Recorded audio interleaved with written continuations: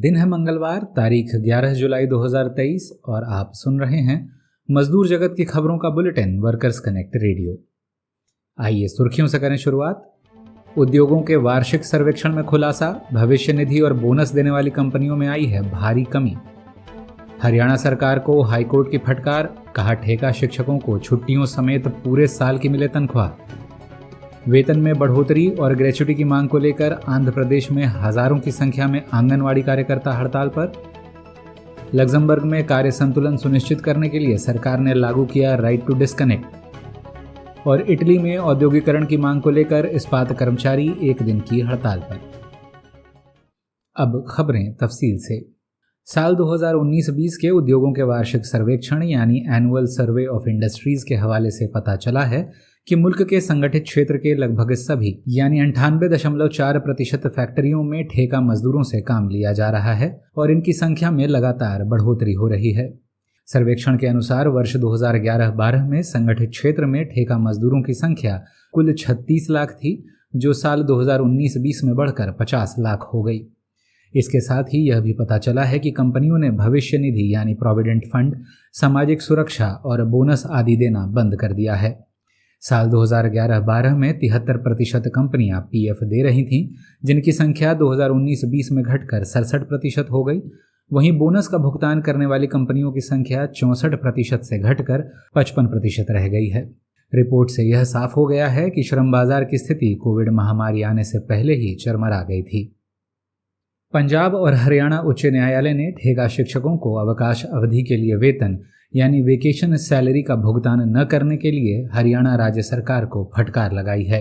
हरियाणा सरकार ने ठेका शिक्षकों को सत्र की शुरुआत होने के पहले की छुट्टियों, गर्मी की छुट्टी और परीक्षा के समय क्लास न लगने का हवाला देते हुए वेतन का भुगतान नहीं किया था।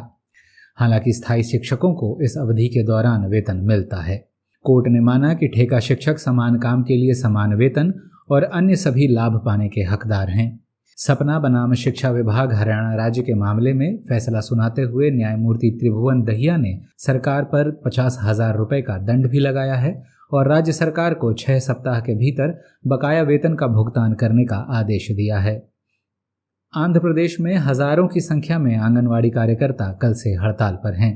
Andhra Pradesh Anganwadi workers and helpers association के तले कर्मचारी मांग कर रहे हैं कि आंगनवाड़ी सहायिकाओं का प्रमोशन किया जाए, वेतन में बढ़ोतरी हो और ग्रेच्युटी मिले।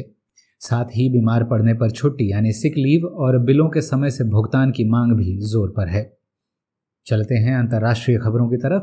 पहली खबर लग्जमबर्ग से, जहां अब काम के बाद कंपनी के अधिकारी अपने मातहत कर्मचारियों को परेशान नहीं कर सकेंगे, क्योंकि सरकार ने श्रम कानूनों में संशोधन कर काम के बाद पृथकता का अधिकार यानी राइट टू डिस्कनेक्ट लागू कर दिया है। बताते चलें कि साल 2019 में एक उच्च अदालत ने फैसला सुनाया था कि किसी भी कर्मचारी को उसकी छुट्टी में काम के लिए परेशान नहीं किया जा सकता और उसे फोन या ईमेल का जवाब देने पर बाध्य नहीं किया जा सकता। सरकार से नियम बनाकर इस अधिकार की रक्षा करने के आदेश भी दिए गए थे। सरकार ने श्रम कानून के खंड 8 को संशोधित कर कहा है कि यह नियोक्ताओं की जिम्मेदारी है कि वे कर्मचारियों को राइट टू डिस्कनेक्ट के बारे में जागरूक करें एवं जहां कहीं भी इसका उल्लंघन हो, कर्मचारियों को मुआवजा दिया जाए। उधर इटली में बढ़ती महंगाई और बेरोजगारी के खिलाफ इस्पात मजदूरों की ट्रेड यूनियनों ने 7 एवं 10 जुलाई को एक दिवसीय हड़तालों का आयोजन किया।